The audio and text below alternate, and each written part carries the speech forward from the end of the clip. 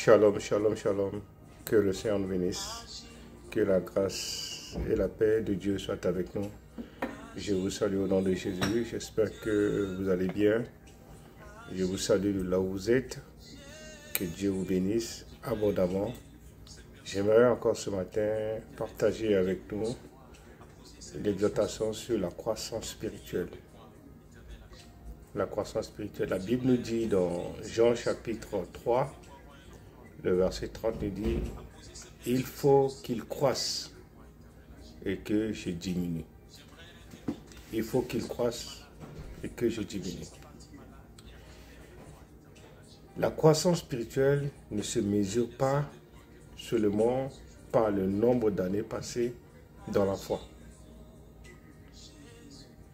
La croissance spirituelle ne se mesure pas seulement dans le nombre d'années passées dans la foi. Ça, c'est une erreur de beaucoup de chrétiens. Ça fait 20 ans que je suis à l'église. Ça fait 15 ans que je suis là. Tu peux rien m'enseigner. Non. Mais par le niveau de transformation intérieure que produit Christ en nous. Nous ne devons pas taper la poitrine. J'ai fait 10 ans à l'église, j'ai fait 15 ans, j'ai fait 30 ans. J'étais avec les diacres, j'ai travaillé avec le pasteur. Non. Mais par le niveau de transformation intérieure que produit Christ en nous. Est-ce que nous laissons la place à Christ de nous transformer à l'intérieur?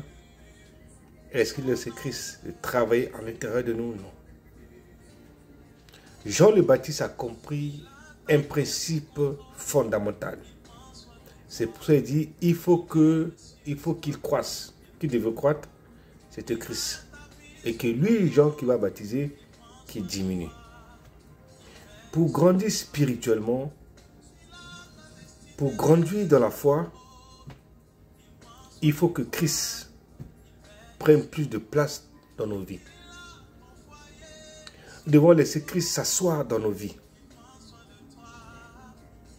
Et que notre ego, notre fierté diminue. Oui, il est important. Il est important, ma soeur. Il est important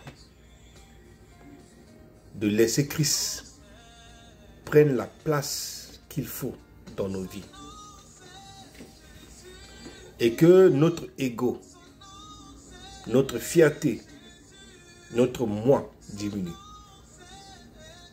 Cela signifie que moins de moi, moi je suis ceci, je suis là, moins de moi, plus de Christ, de Jésus-Christ.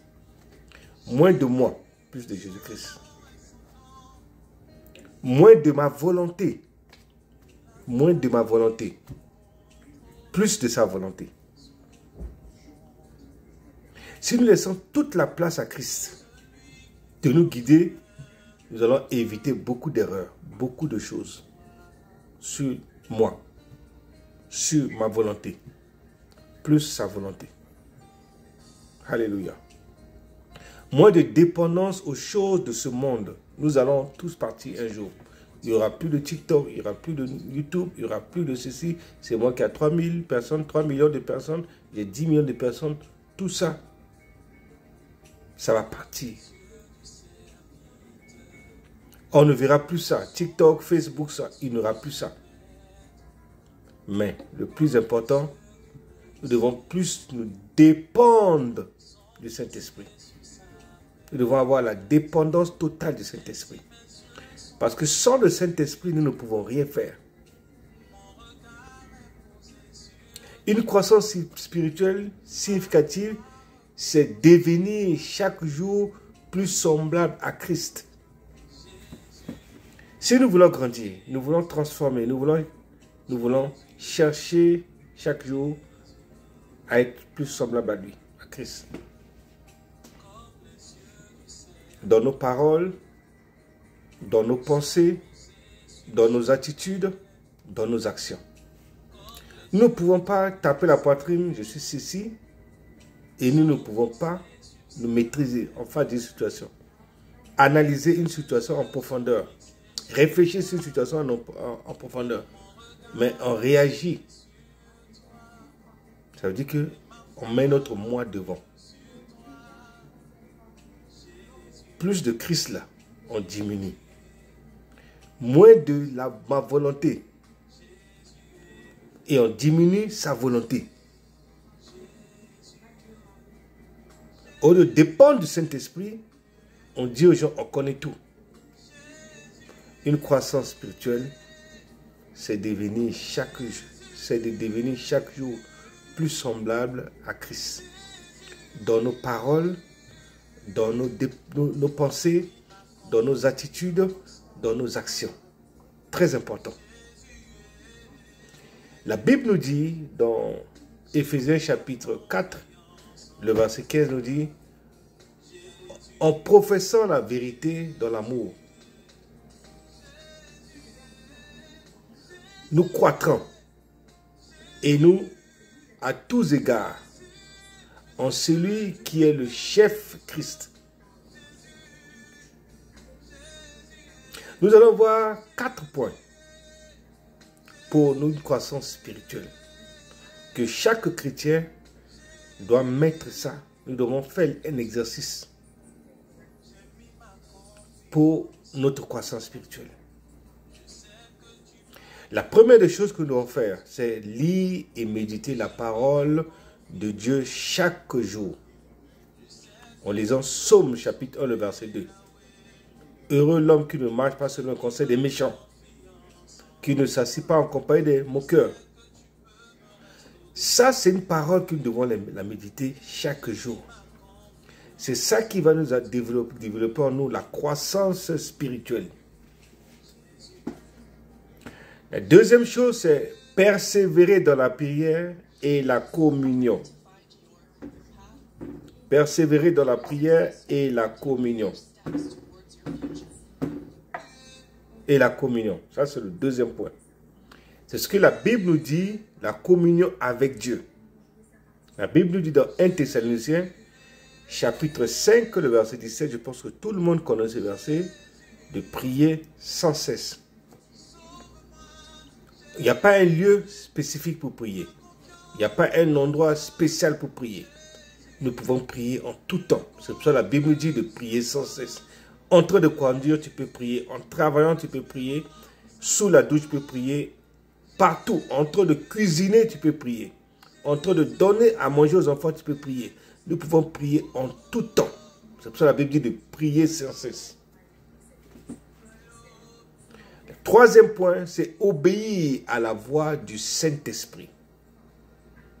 Combien de chrétiens obéissent à la voix du Saint-Esprit? Des fois, le Saint-Esprit te dit, va prier, tu ne te lèves pas.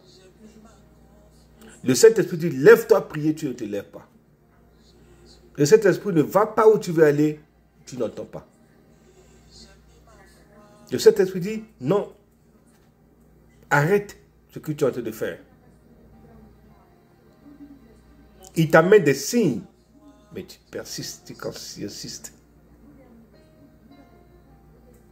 Et on veut que Dieu, on doit grandir. Non, on ne peut pas grandir comme ça. On ne peut pas grandir avec Dieu dans les désordres. Dieu ne travaille pas dans le désordre. Il est un Dieu ordonné.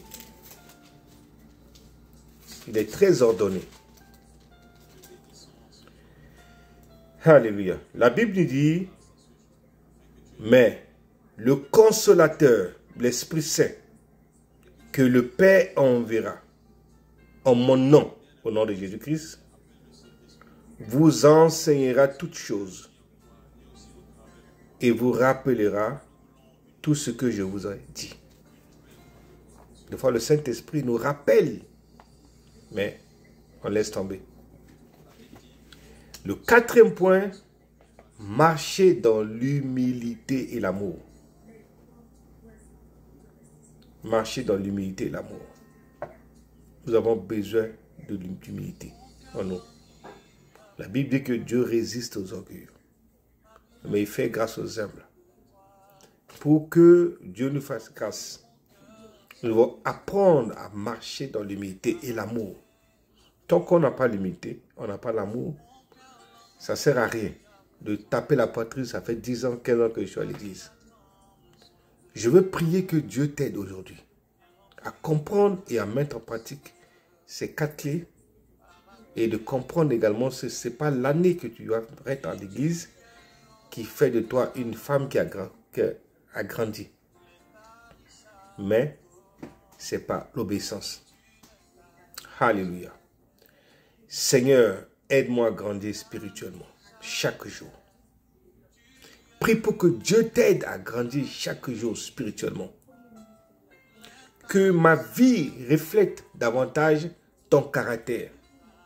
Nous devons travailler également sur le caractère. Prions pour que Dieu nous aide à changer nos caractères, nos façons de voir les choses, nos façons de voir la vie. Et que Christ croisse en nous. Tandis que toi, que je me diminue afin que je sois un vrai témoin de ton royaume.